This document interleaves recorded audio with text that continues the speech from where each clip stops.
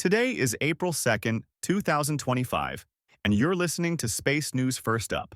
Did you know Space News now has 6 newsletters? We recently added an audio video and live events newsletter and are now launching our bi-weekly China report. To sign up, visit spacenews.com/newsletters. Here are today's top headlines in space. Canadian satellite manufacturer MDA Space announced Tuesday it will buy Israeli satellite chipmaker Satisfy in a $269 million deal.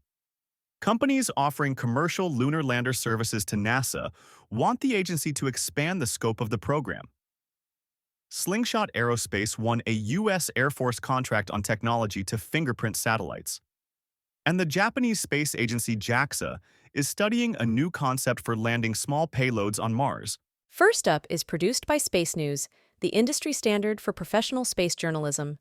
Visit spacenews.com for breaking news, policy updates, and original analysis. We begin today with news that Canadian satellite manufacturer MDA Space announced Tuesday it will buy Israeli satellite chipmaker Satisfy in a $269 million deal.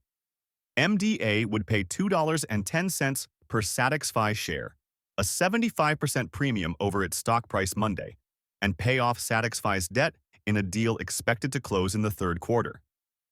MDA said Satisfy would strengthen the company's supply chain as it works to ramp up to producing 2 satellites a day with software-defined payloads that can be reprogrammed in orbit. Satisfy, already a major supplier of chips to MDA after selling its UK-based satellite payload systems and subsystems to the Canadian company in 2023, would also support the development of next-generation satellites. Companies offering commercial lunar lander services to NASA want the agency to expand the scope of the program. At a House Space Subcommittee hearing Tuesday, companies involved with NASA's Commercial Lunar Payload Services (CLPS) program advocated for block buys of landers, as well as opening up the program to other agencies that might be interested in delivering payloads to the moon. NASA is beginning planning for a CLPS 2.0 when the current CLPS contracts expire in 2028. Some members of the committee criticized NASA for its decision not to fly the Viper lunar rover on a CLPS lander as originally planned, which the agency blamed on budget problems. Slingshot Aerospace won a U.S. Air Force contract on technology to fingerprint satellites. The project, funded by the AFWERX program, focuses on photometric fingerprinting, a method that uses measurements of a satellite's brightness over time to create a unique signature for each space object.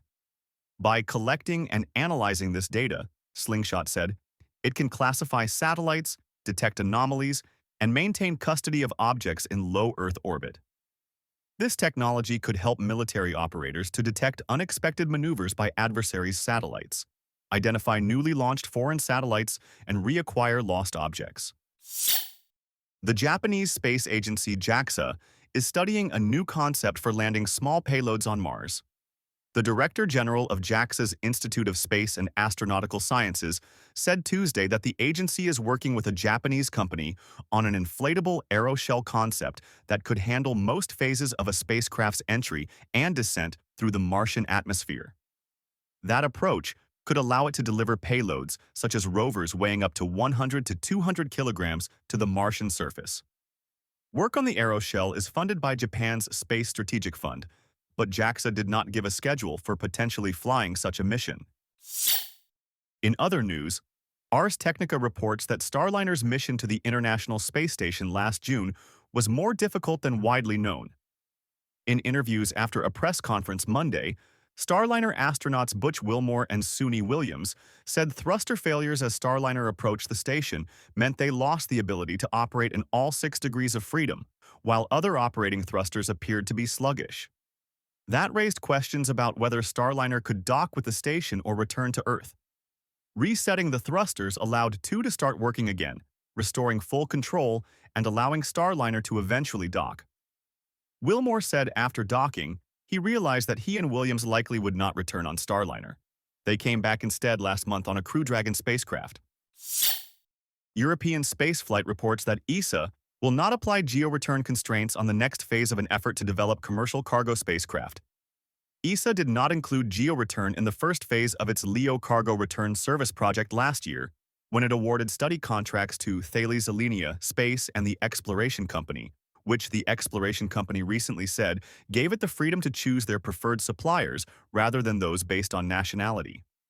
Most ESA programs apply GeoReturn, where contracts are awarded based on funding levels each participating nation provides. ESA stated in a recent request for information it does not expect to use GeoReturn on the second phase of the program, which will support development of vehicles, though a flight demonstration. The Guardian reports that a small British company won a competition to develop technology that could extract drinkable water ice from lunar regolith. Naker Scientific won the top prize of £150,000, $194,000, in the Aqualunar Challenge run by the UK Space Agency, for a system it calls Sonicum. That system would first microwave lunar regolith to extract water, which would then be subjected to ultrasound to remove contaminants. Two runners-up won prizes of £100,000 and £50,000 for alternative approaches for producing drinking water on the moon. Collect Space reports that NASA's flight directors now have their own jacket. Some of the agency's flight directors decided to design a jacket, similar to those worn by Apollo-era astronauts, to help bring recognition to their work. The dark blue jackets include a label inside reading "Tough and Competent since 1961." While the jackets are intended to help enhance the profile of flight directors, they also have a practical purpose. Mission Control has very strong air conditioning,